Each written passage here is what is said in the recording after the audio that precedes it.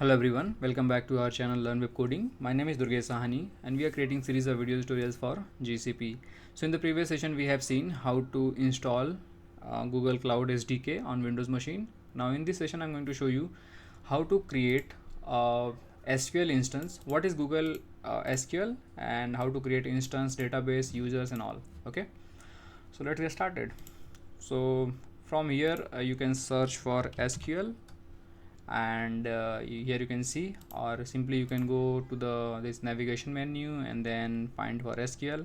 I have pinned it, that's why it is showing me here. Otherwise you can find it a little bit down over here under this storage section. Okay, so click on that SQL and I have not created any SQL, that's why I'm getting this screen, but you can simply go here, create instance. Then you have these options: MySQL, PostgreSQL and SQL Server, their versions. So according to your need you can choose and go further. So I'm going to choose this MySQL. Now here you have to give your name, whatever instance name you want to give. So I'm just going to say Learn Web Coding, same name I'm going to give here. You can set up password over here, or simply for now you can say no password. I know it's not a good idea to don't set password for root, but just for testing purpose we are doing, so I'm just going to keep it no password. And from here you can select the region. So based on your application need you can select your region. So for my availability and nearest location is Mumbai, so I'm just going to select this Mumbai. And then zone, you can select any zone. Then the version you want to select, so let's be it 5.7. then again some advanced things you can do like connectivity, so you can specify your IP address networks over here. Machine type, you can see here, it's showing one CPU, 3.75 GB of memory, and below you can see what you want, like SSD you want or SDD you want, how many storage capacity you want, 1 GB or 10 GB, based on that. So as per that what we have chosen this 3 point memory, based on that it's showing you at least you should take 10 GB. So you can configure this here. From here you can change this one as well according to your need. And then next is backup recovery and high availability. So here you can specify when your backup should happen and all. And then availability, single zone or high available zone, based on that it will charge you. Then flags, obviously you can set on your database level, your server level, not on the database level. So from here, as you can see, these are the flags are already available, so you can choose from here, or maybe you can do it later. Then maintenance, when you want to do maintenance you can choose a day, on that day only maintenance will happen. Obviously you can set up some label over here, but I don't want to do anything, just go with the default one. So let's go ahead and click on this create button. It will create an instance for you. Operation field is okay. So I already tested, I was testing with this, so it is already there. Once it will be deleted completely, then it will remove it, so I can't use the same name twice. So let's say learn web coding 1, then click on this create. Instance is being created, so it will maybe as per the I think it will take less than 5 to 10 minutes and your instance will be ready. So I'm going to stop my recording. Once it will be available I'll resume. Okay, so here it is done, and you can see this is my public IP address will be to access this database, that I'll show you how you can access it. Click on that, I'll show you some more information about this instance of MySQL. From overview you can see the usage and all. Connect to this instance you have to use this IP address or this host name. Then your details about your configuration about your instance, version and all. The one cool thing I want to show about it is how to connect it by using Cloud Shell. It's very simple, just click on that. and it will take you to the cloud shell along with the connection string, what command you should use if you want to connect to MySQL server.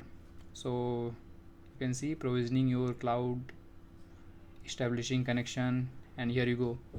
Now we are on this learn web coding project, and this is the command if you want to execute, if you want to log into your server, say gcloud sql connect, project name, then username, and dash quit.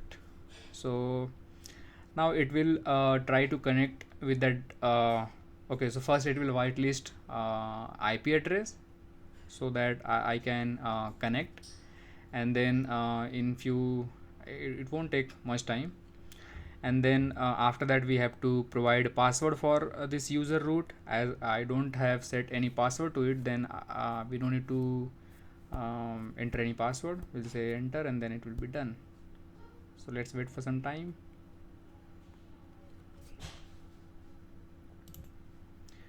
Okay, so it is done. Now enter the password if you have set, but I don't have, so I'll say enter, and here you go. You can see your version is 5.7 and you are connected to MySQL server.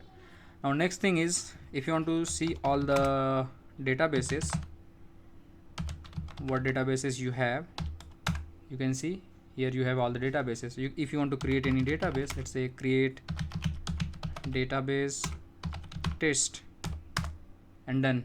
You have created your database. Want to see? Here you go. Now let's come out from here. You can create data, I mean you can do all the operation of DB. I'm going to say exit again, so it will come out of from cloud shell. Now if you go to this database tab, you will see what database we have created test. It is available over here. Okay, it's showing you this error, you don't have permission to create database because we don't have policy added for this user. So I think for users also we are not having that permission. So you have to go to I am an admin, so just click on that and see this is the project selected, and I have logged in through this email, so I have to go here and click on add another role. Now find for SQL, make it cloud SQL admin, add one more SQL client, and save. You can update it according to your user role, but I want a full access, so I have just given these two roles. Now I'll go to the SQL again and select your instance. Now go to users tab. Oh, database.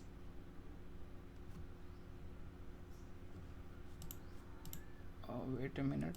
Let's go again and see whether it is saved successfully.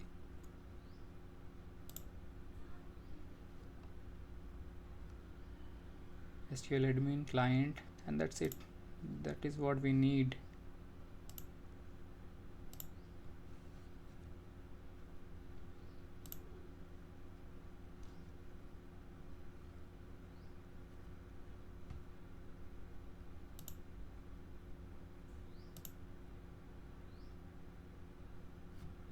Okay, I'll try to figure it out why it is not showing, but it should only those two permission we need, and then it allow us to create a DB and users.